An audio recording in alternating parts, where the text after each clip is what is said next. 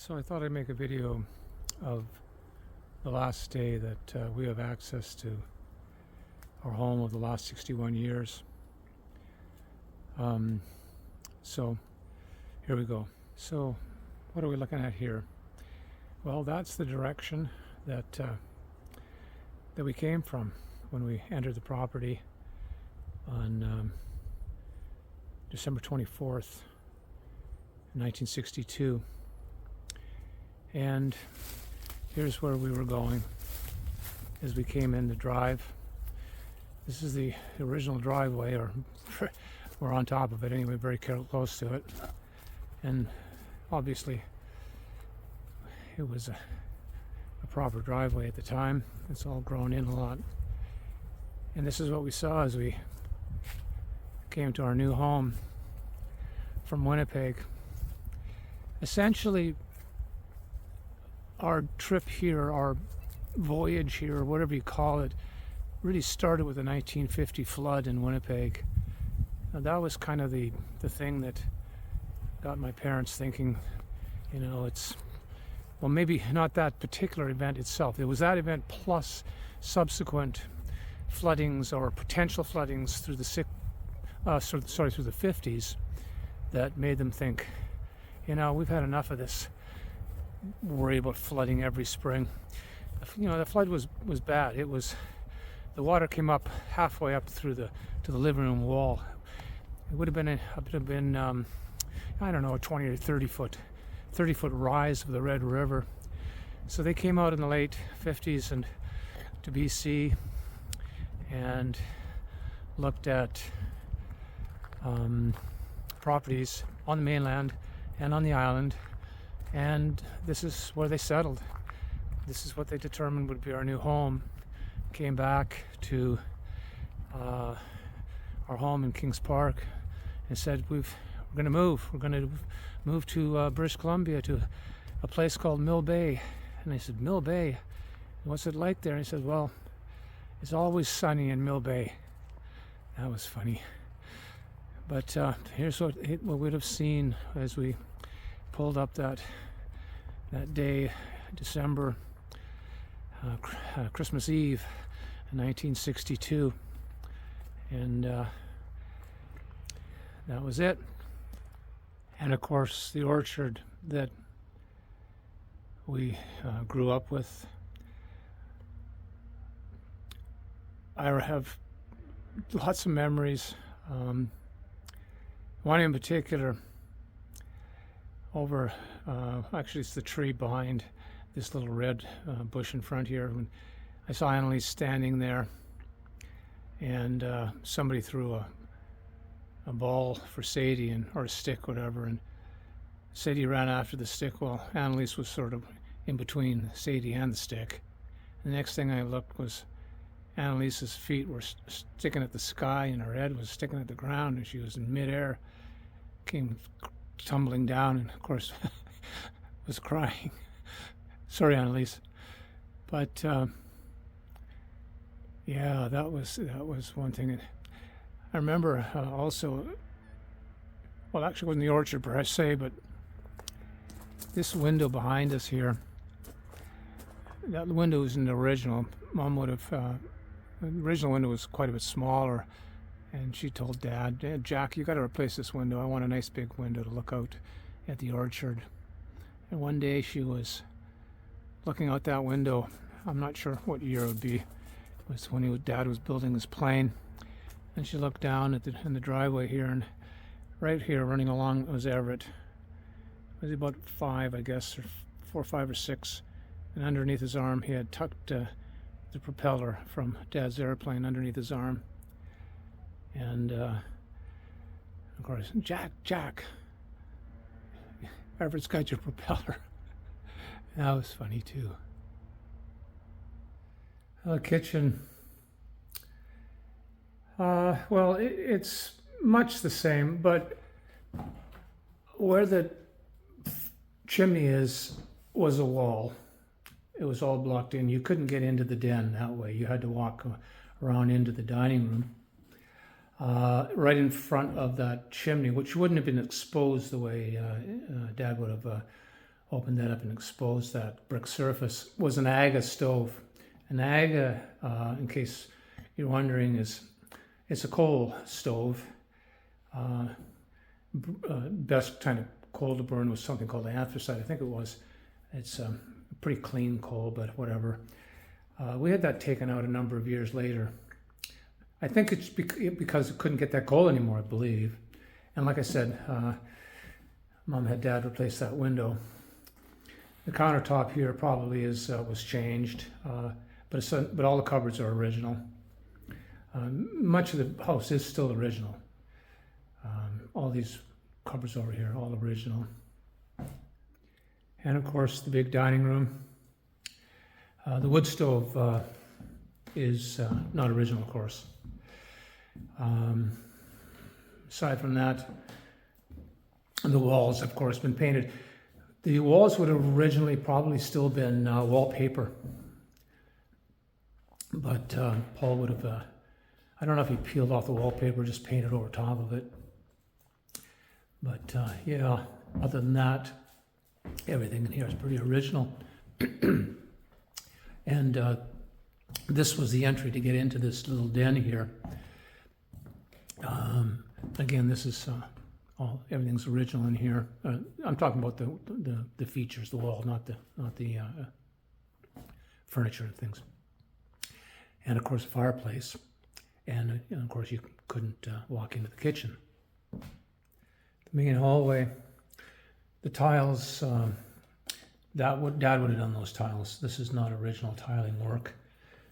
It works pretty well though for this. The way it looks, I think the new owners are quite happy with the tile there. And this is what we used to call Graham's room. This is the room that Paul passed away in. Very, again, everything is all original. We used to call this Grandma's room because Grandma lived here for a number of years. I'm not sure. Maybe she went off to a hospital or whatever, a hospice or whatever, for her final days. But she wasn't here for quite a while. So whenever we refer to it, we tend to refer to it as, anyway, I do, as Grandma's room. The main bathroom. Paul did some work in here. That might be original wallpaper, actually. I think the stove and I'm not sure about the toilet, but it's the stove. Sorry. The sink and toilet original. I think there was a clawed bathtub here. I'm not sure about that. Doesn't really matter. And of course, your little view to the east out towards the woodshed. And Paul's office. This was Mom's room when we first moved in, and yeah, of course looking out the same direction to the east. Over there beyond the woodshed was an open field. It ran right over, I think right all the way over to Jackson's field. Big meadow or open field, whatever. And of course the little bathroom, little pass-through bathroom or ensuite bathroom that separated Mom's and Dad's room. For some reason they had their own rooms. I think it came way back from when Dad was Winnipeg. From Dad was waking up at probably 4:30 in the morning, and so they went to bed at separate times and they woke up at separate times. There's no way Mom would ever be getting up at 4 o'clock in the morning. She would get up before the kids get up and make us some porridge and whatever. At least back in Winnipeg. I can't remember exactly what happened here, but this room, of course, looks south or southerly, southwest, whatever, and looking out at the Malahat and the fields across the way. Yeah, down here, I don't know if we can see it very well. Maybe the pool that Dad put in I guess late 60s, early 70s, I suppose. It's totally overgrown now, of course. But back when we moved in, I'm pretty sure we could still see Mill Bay, which you can't see now. The trees have all grown up off in the distance there. Just beyond that is Mill Bay. And Brentwood College would be almost visible from here, where I spent the year and a half that from the time I moved in till I graduated. Yeah. Anyway, moving in here to the living room. Nice big living room, my goodness. We didn't spend a lot of time in here, but except for occasions, especially occasions. Christmas, obviously, especially a nice big tree over there by that window. And a nice big fireplace. Yeah, lots of room in this room. I remember that for sure. So let's have a quick look at the basement. Coming down the stairs and turning in to the right into here. This room here would have been my room. And no light switch as you come into the room. Oddly enough, I'm not sure why that ever was, but this would have been my bedroom underneath the kitchen. Again, for the year and a half that I was here. Fireplace over there. I don't think I ever had a fire in the fireplace the entire time I spent here, the year and a half that I was here before heading off to university. And then there was this little pass-through room that was a closet essentially that led into Keith's room, which now is the sorting room. It's almost empty, but this would have been Keith's room in the day. And of course the little bathroom here that was for, well, actually it would have just been a sink and a toilet at the time. Paul put in the bathtub shower arrangement. Over here, and this is the furnace area called the furnace room. There would have been an oil furnace at the time when we moved in. It's hard to tell what you're looking at now is all boxed in with the new suite. Over to the left there, that would have been an entry that led to what we call the electronics lab. And here, this room here, although it's much smaller now, what the suite's in, but over there where that insulation is, essentially that whole area, that's where Dad would have built his plane.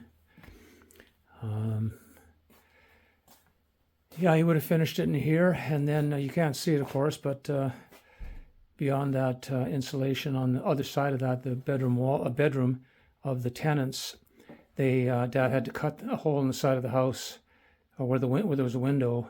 He just made it a lot bigger so that he could get his plane out when he finished it. The fuselage would have been way too big to get through a window. So, but that's what was here. This little room with the paints in it, I think Dad kept a lot of his wine and beer that he made back in the day. And on the other side of the stairwell was a little room over here. There would have been different things stored in here, but one thing I remember for sure was Mom had her hair dryer. Those old space age looking hair dryers that you sat down and then pulled this big huge cone over your head. I'm sure we've all seen them in movies and whatnot. They don't use them anymore, I don't think. And the laundry area. Be very little change here. I remember this area here. No, it wasn't here. No, it was in Kings Park. No, sorry. We'll skip that memory. In that fish pond, there were actually goldfish when we first moved in. I don't think there's been any fish in there for, I don't know, 40 or 50 years, but I know Paul rebuilt that as far as he put a new liner in. Still leaks though, Paul. So he didn't do a great job. And as I mentioned before, beyond this woodshed would have been a big field. The story is that when we arrived here, Paul leaped out of the car and went running out into the field and went running around. He was a runner back then, and maybe that's how he started. I don't know. But you can sort of see off in the distance there. It would have been that and further, right back to the tall trees in the background there over what we call Jackson's Field. And over here on this side of the house, right in front of here were two great big holly trees. I guess Paul finally took them out. They were enormous holly trees there. Nothing much has changed any over down here. Yeah, I don't know what to say about this. Very little has changed. And around by the front of the house, the stairs are dilapidated and falling down now. And yet Dad built those stairs. He would have built them exactly the way they looked when we moved here, but they were, I guess, dilapidated then, and he replaced them in the late 60s or early 70s, so they've lasted about 50 years. And then, of course, he put the pool in around that same time, that same era. So we'll just have a quick walk over and look at that now. And Paul put the suite in here. You'll see that just coming up to the right there at the end. Put those doors in. That's where the electronics lab would have been, beyond those doors. And this is the pool that Dad built back in the day. We used to dive off that pool roof over there and into the pool. It's pretty deep. It's about 8 feet there, so it's a easy dive. So one more panoramic shot of the front of the house. Magnificent old building. I'm gonna miss it.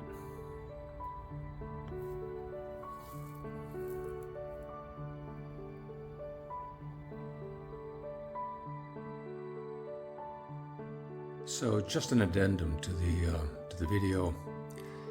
It's the next morning, and it's Saturday, October 28th, and the new owners are coming and officially take possession of the house in full possession at 10 o'clock in about 15 minutes. So I'm just going to do one last walk down the hall here. I guess what we would have seen as we walked down the hall the first time in 1962. And I might mention that October 28th, 1989, that's 34 years ago today, Dad died. And yeah, it's just remarkable that the same day that he died, his anniversary, is the day that the house moves on to new owners. That's it for now.